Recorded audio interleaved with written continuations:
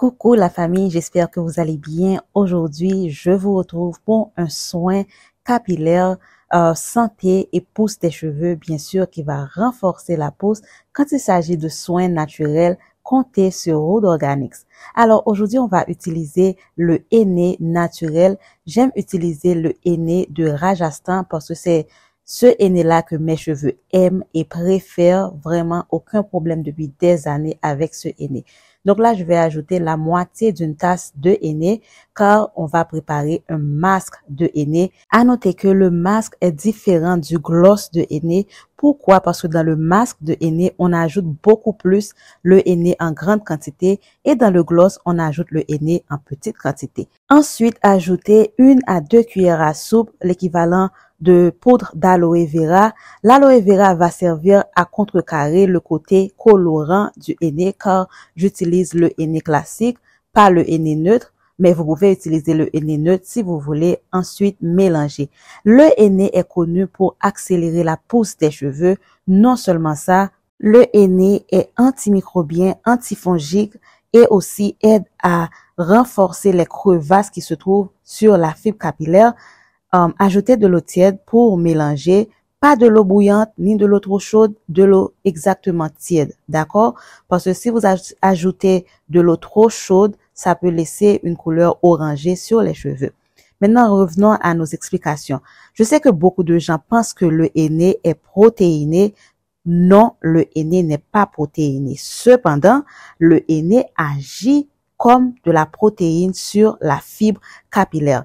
Dans ce masque-là, c'est-à-dire ce soin exactement, peut remplacer un soin protéiné. Je vous mets bien les recherches Google pour pas qu'on vienne me dire que c'est moi qui invente des choses. Donc non, le henné n'est pas protéiné. Cependant, le henné, grâce à sa composition, agit comme de la protéine sur la fibre capillaire, c'est-à-dire ça renforce, ça aide à stopper la chute, etc.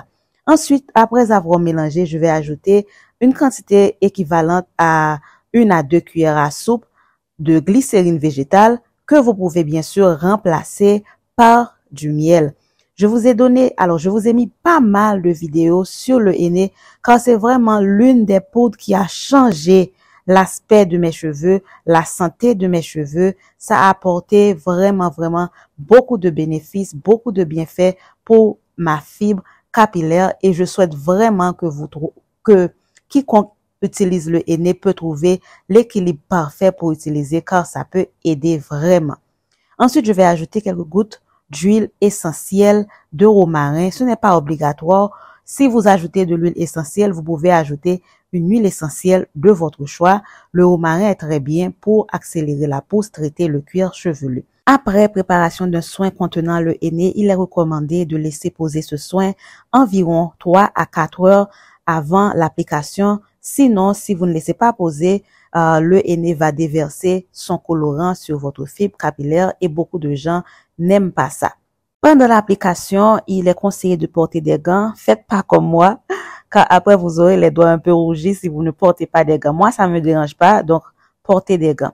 Donc pour l'application, vous pouvez appliquer soit avant shampoing, soit après shampoing. Vraiment, ça dépend de vous. Moi, j'aime bien appliquer mes soins après mon shampoing.